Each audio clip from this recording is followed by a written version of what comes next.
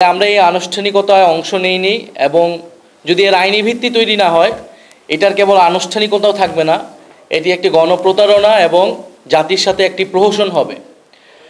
আমরা বাংলাদেশের ইতিহাস থেকে এই অভিজ্ঞতা আমরা দেখেছি। 90-এর গণ অভ্যুত্থানের পরেও 3 দলের জোটের যে রূপরেখা আপনাদের মনে আছে, সেই রাজনৈতিক সমঝোতা কিন্তু রক্ষা করা হয়নি।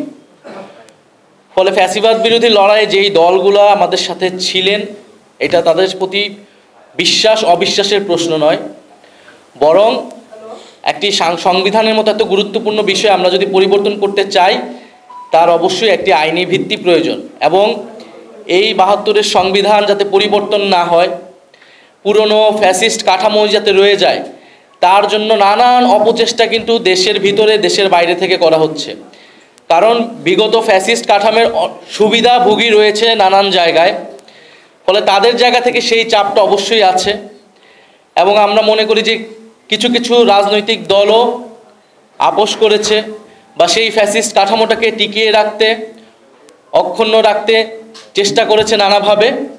কিন্তু জাতীয় নাগরিক পার্টি এবং আরও কিছু রাজনৈতিক দল এবং অভ্যুত্থানে অংশ নেওয়া ছাত্র জনতার চাপেই কিন্তু সরকার এই কমিশন গঠন, ঐক্যমত কমিশন গঠন, সংস্কার প্রক্রিয়া নিয়ে আলোচনা এবং জুলাই সনদ পর্যন্ত এতদূর এসেছে।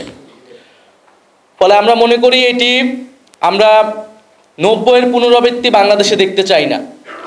জুলাই গণ অভ্যুত্থানের সময়ই আমাদের এই উপলব্ধি ছিল যে আমাদের লড়াইটা শেখ হাসিনা এবং আওয়ামী লীগের বিরুদ্ধে নয়, কেবল একটা ফ্যাসিবাদী ব্যবস্থার বিরুদ্ধে। ফলে রাজনৈতিক নেতৃত্ব পরিবর্তন হলেই বাংলাদেশের গণতান্ত্রিক সমস্যার সমাধান হবে না, বরং এই সংস্কারের মধ্য দিয়ে যেতে হবে। দ্বিতীয়ত হচ্ছে 90-এর গণ অভ্যুত্থানের পরে এই গণ অভ্যুত্থানের সাথে যেভাবে প্রতারণা করা হয়েছিল, গণ অভ্যুত্থানকে, জনগণের আকাঙ্ক্ষাকে যেভাবে জাতীয় নেতারা এবং সেই সময় রাজনৈতিক দলগুলো পকেটবন্দি করেছিল, আমরা এবার সেটা হতে দিব না। এটা গণ অভ্যুত্থানের সময় আমাদের এই উপলব্ধি ছিল, সেই উপলব্ধি থেকেই কিন্তু আমরা বারবার এই কথাগুলো বলে আসছি এবং আমাদেরকে আলাদা রাজনৈতিক দল গঠন করার প্রয়োজন হয়েছে।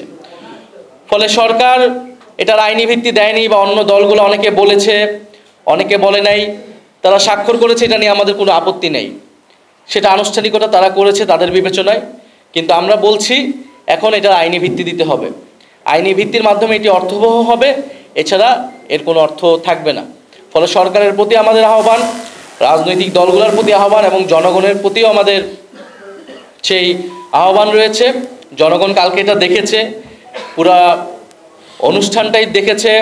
সেখানে জুলাই যোদ্ধা যারা ছিলেন, শহীদ পরিবারদেরকে কীভাবে অবমাননা করা হয়েছে এবং জনগণের সাথে কোনো ধরনের সম্পর্ক, কোনো সংশ্লিষ্টতা ছিল, জনগণের আকাঙ্ক্ষার কোনো বাস্তবায়ন বা প্রতিফলন গতকালকের অনুষ্ঠানে ঘটেছে বলে আমরা মনে করি না। বরং এটি তখনই ঘটবে জুলাই গণ অভ্যুত্থানে অংশ নেওয়া ছাত্র জনতার সার্বভৌম অভিপ্রায় হিসেবে যখন প্রফেসর মোহাম্মদ ইউনূস একটি আদেশ জারির মাধ্যমে এর আইনি ভিত্তি তৈরি করবে এবং সেই ভিত্তি অনুসারে গণভোট এবং পরবর্তী নির্বাচিত সংসদ এবং গণপরিষদ একটি নতুন সংবিধান তৈরি করবে।